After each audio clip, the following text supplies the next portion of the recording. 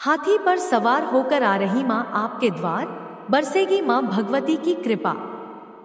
प्रिय श्रोताओं, जय माता दी, जय माँ शेरावाली। माता रानी सब भक्तों पर अपनी कृपा बनाए रखें। आज हम आप सबके लिए लेकर आए हैं चैत्र नवरात्रि 2025 के बारे में सब कुछ, जिससे आपके मन के हर शंका का होगा समाधान। तो आइए जानते हैं। 30 मार्च से चैत्र नवरात्र की शुरुआत होने जा रही है। नवरात्र 30 मार्च से लेकर 6 अप्रैल तक रहेंगे। इस साल मैया रानी के नवरात्र रविवार से शुरू हो रहे हैं, इसलिए माता हाथी पर सवार होकर आएंगी। शास्त्रों में देवी की हाथी की पालकी को बहुत शुभ माना गया है। नवरात्र का शुभारंभ प्रतिपदा तिथि पर घटस्थापना यानी कलश स्थापना के साथ होता है। नवरात्र की घटस्थापना में देवी मां की चौकी लगाई जाती है और 9 दिनों तक मैया के 9 अलग अलग स्वरूपों की उपासना की जाती है। कलश को भगवान विष्णु का प्रतीक माना जाता है। मां दुर्गा की पूजा करने से पहले कलश की पूजा की जाती है। नवरात्र में मां दुर्गा के 9 स्वरूपों की विधि विधान से पूजा की जाती है। साल भर में कुल 4 नवरात्र आती हैं, जिसमें चैत्र और शारदीय नवरात्र का महत्व काफी ज्यादा होता है। माना जाता है कि नवरात्र में माता की पूजा अर्चना करने से देवी दुर्गा की खास कृपा होती है। मां दुर्गा की सवारी वैसे तो शेर है, लेकिन जब वह धरती पर आती हैं तो उनकी सवारी बदल जाती है और इस बार मां दुर्गा घोड़े पर सवार होकर धरती पर आएंगी। चैत्र नवरात्रि की तिथि। चैत्र मास के शुक्ल पक्ष की प्रतिपदा तिथि की शुरुआत 29 मार्च को शाम 4:27 से होगी और तिथि का समापन 30 मार्च को दोपहर 12:49 पर होगा। उद्यातिथि के अनुसार चैत्र नवरात्र रविवार 30 मार्च 2025 से ही शुरू होने जा रही है। चैत्र नवरात्र घटस्थापना मुहूर्त।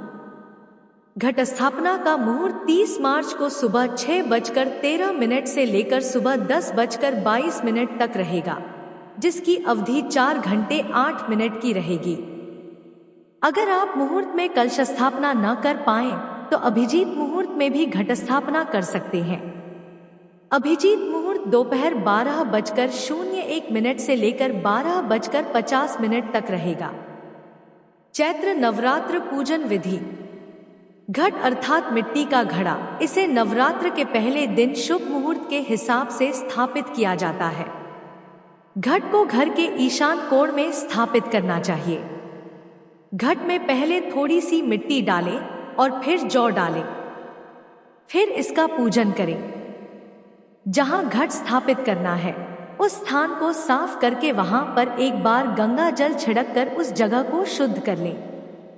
उसके बाद एक चौकी पर लाल कपड़ा बिछाएं। फिर मां दुर्गा की तस्वीर स्थापित करें या मूर्ति। अब एक तांबे के कलश में जल भरें और उसके ऊपरी भाग पर लाल मौली बांधें। उस कलश में सिक्का, अक्षत, सुपारी, लौंग का जोड़ा, दूर्वा घास डालें। अब कलश के ऊपर आम के पत्ते रखें और उस नारियल को लाल कपड़े से लपेटकर रखें। कलश के आसपास फल, मिठाई और प्रसाद रख दें। फिर कलश स्थापना पूरी करने के बाद मां की पूजा करें। चैत्र नवरात्र घटस्थापना सामग्री। हल्दी, कुमकुम, कपूर, जनेऊ, धूप बत्ती, निरांजन, आम के पत्ते, पूजा के पान, हार फूल, पंचामृत, गुड़ खोपरा, खारीक, बादाम, सुपारी, सिक्के, नारियल, 5 प्रकार के फल, चौकी पाठ, कुश का आसन, नैवेद्य आदि। कौन सी तिथि का क्षय हो रहा है? पंचमी तिथि का क्षय होने से इस बार नवरात्रि 9 दिन की बजाय 8 दिन की होगी। इस नवरात्रि को चैत्र इसलिए कहा जाता है क्योंकि यह चैत्र माह में आती है। चैत्र नवरात्रि के अलावा इसे वासंतिक नवरात्रि भी कहते हैं। इस बार 31 मार्च को द्वितीया तिथि सुबह 9:12 तक रहेगी। इसके बाद तृतीया तिथि लग जाएगी, जो 1 अप्रैल को सुबह लगभग 5:45 तक रहेगी, यानी तृतीया तिथि का क्षय होगा। इसलिए 31 मार्च को माता ब्रह्मचारिणी और चंद्रघंटा की पूजा की जाएगी। चैत्र नवरात्रि और नव संवत्सर। नवरात्र में मां दुर्गा के 9 स्वरूपों की पूजा तो होती ही है, साथ ही चैत्र शुक्ल प्रतिपदा यानी प्रथम तिथि से ही हिंदू नव वर्ष का प्रारंभ भी होता है, जिसे हिंदू नव संवत्सर कहा जाता है। चैत्र नवरात्रि के शुक्ल पक्ष के प्रथम तिथि से विक्रम संवत का शुभारंभ होता है, जिसके आधार पर हमारा सनातन कैलेंडर निर्मित होता है। विक्रम संवत का प्रारंभ उस दिन पर आधारित है कि जब सम्राट विक्रमादित्य ने शकों पर आक्रमण करके उज्जैन नगरी को मुक्त कराया और एक नए युग का शुभारंभ किया। इस दिन उत्तर भारत में नवरात्रि के अलावा दक्षिण भारत में तेलुगु समाज उगादि पर्व मानता है, सौराष्ट्र और मराठवाड़ा में गुड़ी पड़वा पर्व मनाते हैं और सिंधी समाज वाले भगवान झूलेलाल जयंती अथवा चेटी चंड नामक पर्व मनाते हैं। चैत्र नवरात्रि 2025 माता के भोग और वस्त्र। देवी माता को प्रसन्न करने हेतु हम भक्त उनके प्रिय भोग के साथ उनके मनपसंद रंग के श्रृंगार और वस्त्रों का भेंट देते हैं, तो हमें उनकी विशिष्ट कृपा की प्राप्ति होती है। नवरात्रि की 9 देवियों को उनके पसंद के रंगों के वस्त्र तथा भोग निम्न प्रकार से भेंट करें। माता शैलपुत्री को नारंगी रंग प्रिय है, अतः उन्हें नारंगी रंग के वस्त्र, चूड़ी, बिंदी, मिष्टान्न, फल, पुष्प इत्यादि भेंट करें। माता ब्रह्मचारिणी को श्वेत रंग प्रिय है, अतः उन्हें श्वेत रंग के वस्त्र, मिष्ठान, पुष्प इत्यादि भेंट करें। माता चंद्रघंटा को लाल रंग के वस्त्र, चूड़ी, बिंदी आदि श्रृंगार, लाल रंग के पुष्प, फल और मिष्टान्न भेंट करिए।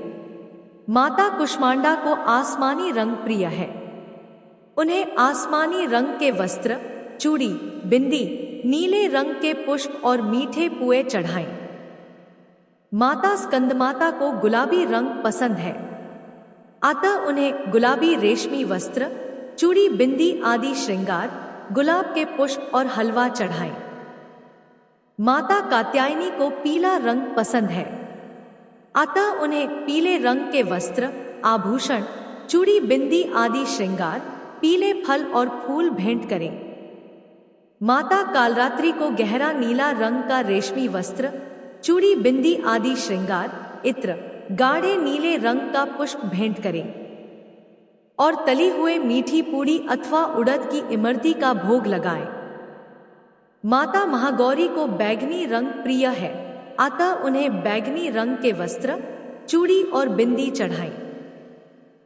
बैंगनी रंग के ही पुष्पों से श्रृंगार करें और भोग में हलवा, पूरी और चना का भोग लगाएं।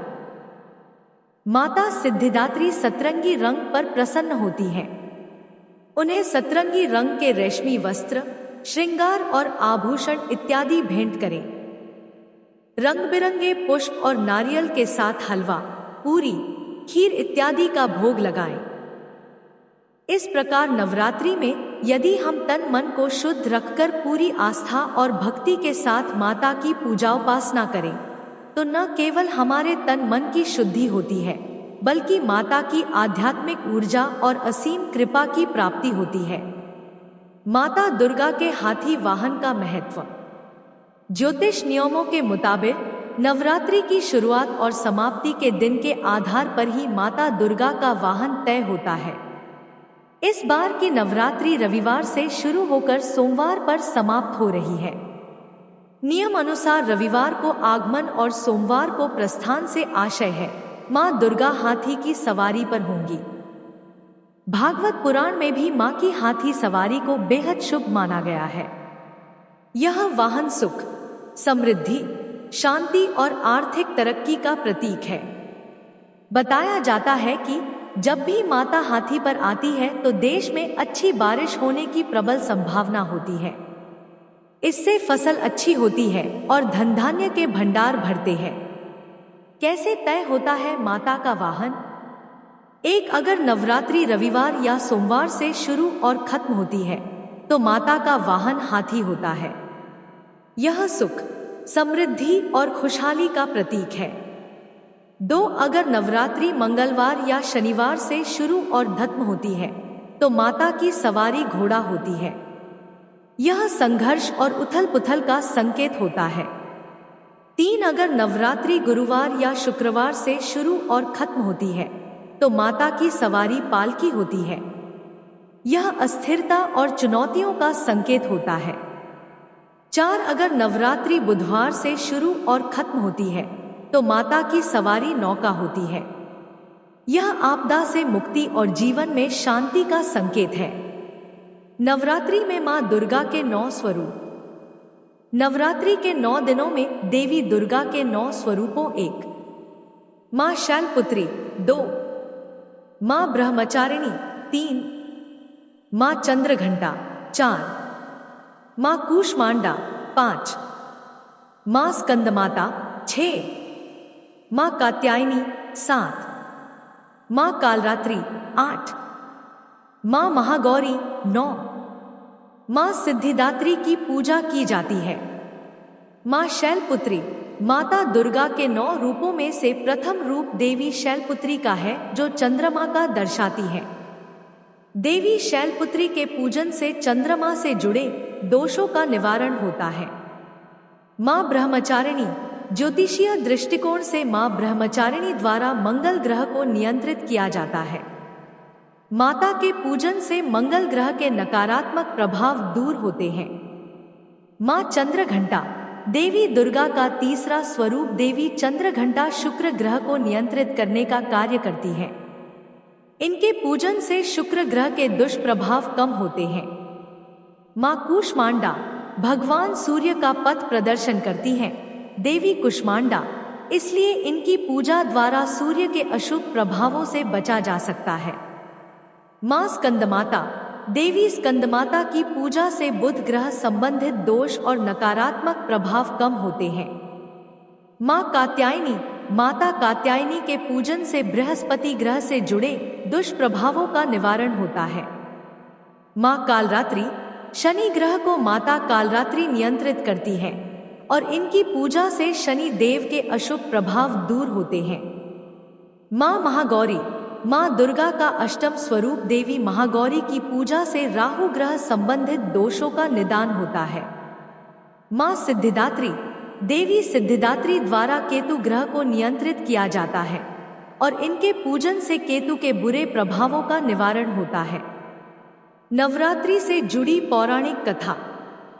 पौराणिक ग्रंथों में वर्णित कथा के अनुसार महिषासुर नाम का राक्षस ब्रह्मा जी का परम भक्त था। उसने अपनी कठिन तपस्या से ब्रह्मा जी को प्रसन्न करके वरदान प्राप्त किया था कि कोई देव दानव या पृथ्वी पर रहने वाला कोई मनुष्य उसको मार नहीं सकता था। ब्रह्मा जी से वरदान मिलने के बाद ही महिषासुर बहुत क्रूर और निर्दयी हो गया। तीनों लोकों में उसने आतंक मचा दिया।